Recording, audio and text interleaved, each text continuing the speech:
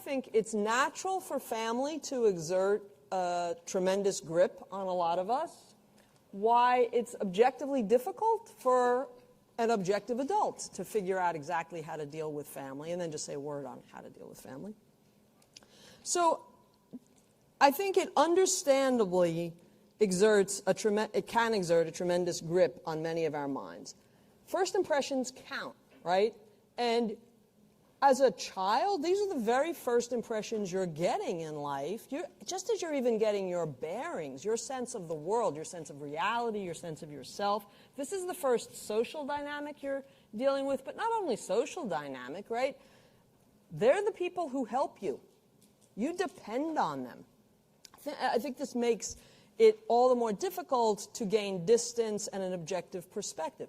Even these people, your mother and father, now I understand, obviously people grow up in different circumstances, you know, all sorts of different configurations of families, but unlike everybody else, your mother and father, they get titles. They're mommy and daddy. Even your siblings, right? You quickly learn, well, you have a sister Maria, oh yeah, and you have an Aunt Maria too, or somebody else is named Roger in class, like your cousin Roger. But nobody else is mommy or daddy. No wonder what they say and what they do, you know, carries some authority in our minds. And the implicit, I do think, is as important as the explicit, what's actually articulated, right, from these people, particularly the immediate family, in the early years. So it can be natural, I think, to absorb the idea that their ways of doing things just are the right ways of doing things.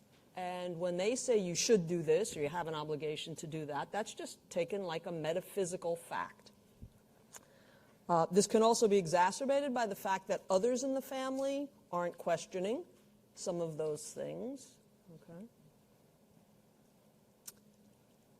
So then to say a little bit about why I think even as an adult it can be sometimes complicated to figure out how you should assess your family members and deal with them.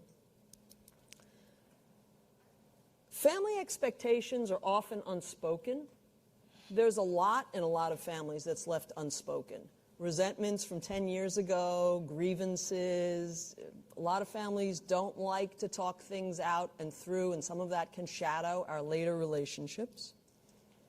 Again, unhealthy dynamics and assessments of other people in the family can be exacerbated by the fact that everybody else in the family is going along with this. You're especially weird if you just question certain things.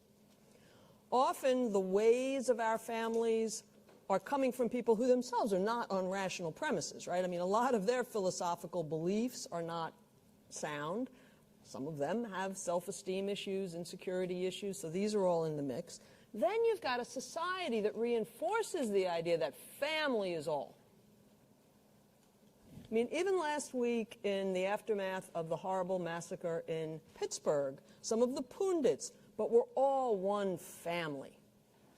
Now, even though some of what they were getting at, I think, is fine and legitimate, it's that family. Family is the be-all, right? Holiday season coming up, Thanksgiving, Christmas, everybody spends the holidays, the major holidays with their families, right? At great expense, great trouble, great travel, great distance, right? Oh, you're not spending holiday, you know, Christmas? There's something wrong with you. That's the unspoken, right? So family has this really special status, it seems. Then, a final complicating factor, at least, sometimes you do owe your family certain things, right? The message here isn't, oh, you know, grow up, be an objectivist, and hell with the family. I mean, there are often lots of good things in families and family members, and it's possible that even on egoistic premises, not sacrificial premises, you might owe certain things to people in the family. Even inconveniences at times, right? An inconvenience doesn't mean a sacrifice. Those are not equivalent concepts. You might value certain people in your life, in your families. You might have really gained and benefited in certain ways. Yeah, it's often complicated by the fact that, well, I didn't ask for those benefits when I was 2 years old or when I was 7 years old. Nonetheless, you might have benefited in substantial ways.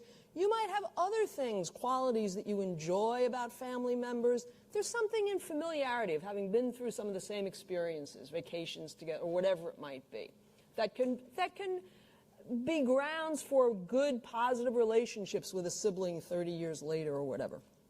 So